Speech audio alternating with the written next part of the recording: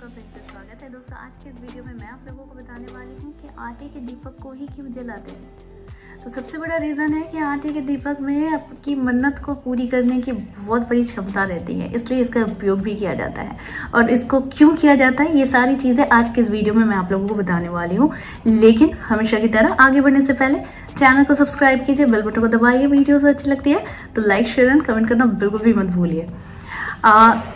दोस्तों, हमने अक्सर देखा है और मैं भी आप लोगों को उपाय बताती हूँ कि आटे के दीपक को जलाइए या फिर उसमें छायादान कीजिए, या फिर कोई इच्छा अगर चाहते हैं यानी दुर्भाग्य से अगर मुक्ति चाहते हैं तो आटे का दीपक बहुत ही कारगर साबित होता है। लेकिन बहुतों को तो इसका रीजन भी नहीं पता रहता है कि आखिर आटे का ही दीपक क्यों जलाया जाता है। तो चलिए ज्यादा देर नहीं करते हैं और आप लोगों को इसका रीजन बताती हूँ। पहला रीजन जो है कि वास्तव में आटे का दीपक प्रयोग किसी बहुत बड़ी मन्नत के लिए किया जाता है, बहुत बड़ी परेशानी के लिए किया जाता है, या फिर किसी एक चीज से छुटकारा पाना चाहते हैं और उसका तुरंत रिजल्ट चाहते हैं, तो फिर आटे के दीपक का दिया जलाया जाता है। तो इसलिए आटे का दीपक जो होता है वो आपकी किसी भी मनोकामना को पूर्ण करने के लिए काफी कारगर साबित होती है। अगली जो होती है कि अन्य दीपक की तुलना में, यानी बहुत सारे दीपक होते हैं, मिट्टी के होते हैं और पीतल के होते हैं, चांदी के होते हैं, लेकिन आटे के दीपक को ही शुद्ध और पवित्र माना गया है। ठीक है, तो माँ अन्नपूर्णा का आशीष इस दीपक के साथ होता है, वो माँ अन्नपूर्णा का आशीर्वाद भी साथ में मिल जाता है।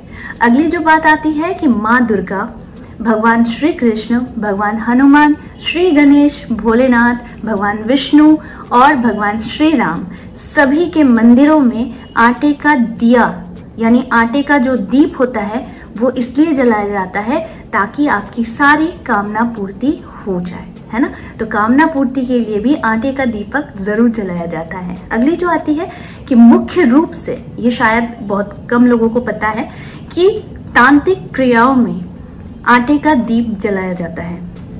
तो अक्सर देखेंगे कि तांत्रिक क्रियाओं में ये आटे का दिया जरूर जलाया जाता है। इसका भी एक बहुत बड़ा रीजन है, वो मैं बाद में कभी बताऊंगी, लेकिन फिलहाल इतना जान लीजिए कि आटे का दीपक भी प्रयोग होता है तांत्रिक क्रियाओं में। अगली जो बात आती है कि सबसे बड़ी चीज है किन किन क्षेत्र में इसका उपयोग किया जाता है।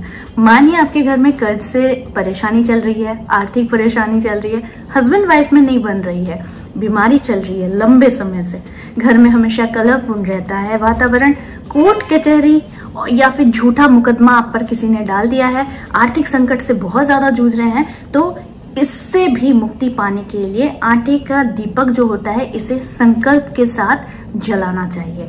ठीक है, तो इसे कैसे जलाना चाहिए, इसे घटती या बढ़ती संख्या में जला सकते हैं। मान लीजिए आप लोगों ने 11 दिन का संकल्प लिया है या 11 वार का संकल्प लिया है, तो इसे कैसे हम जलाएंगे, यानी हर एक दिन के अनुसार आप दिया जलाएंगे। यानी मान लीजिए आपने 11 मंगलवार का संकल्प लिया है या फिर 11 शनिवार का संकल्प लिया है, तो इसे पूर्ण करने के लिए जो पहला मंगलवार होता है उस दिन आप पहला दीपक जलाएंगे, दूसरा मंगलवार आता है तो 2 दीपक जलाएंगे, तीसरा मंगलवार आता है तो 3 दीपक जलाएंगे। इस तरीके से आप घटती संख्या से बढ़ती संख्या पर ले जाएंगे। ठीक है, तो ये एक जलाने का प्रोसीजर होता है। ये आपके संकल्प पर डिपेंड करता है कि आप कितने दिनों का संकल्प लेंगे और इसे उसी क्रम से आपको लगाना है।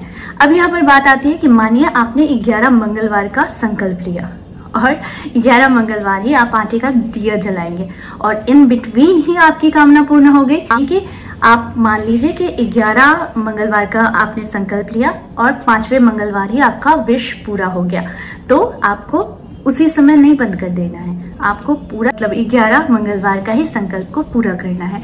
और इसे कहते हैं कि पूरी मतलब पद्धति को फिनिश करना रहता है, तो इसलिए इसे बहुत ज्यादा मतलब पवित्र माना गया है। तो कोई संकल्प लेते हैं आटे के दीपक का तो इसे जरूर पूर्ण कीजिए। तो आई होप आज का वीडियो आप लोगों को अच्छा लगा होगा। इस तरह के वीडियोस मैं आप लोगों तक लाती रहूंगी। आज के लिए बस इतना ही, फिर मिलेंगे एक नए टॉपिक के साथ। तब तक के लिए आप सबको मेरा प्यार भरा नमस्कार।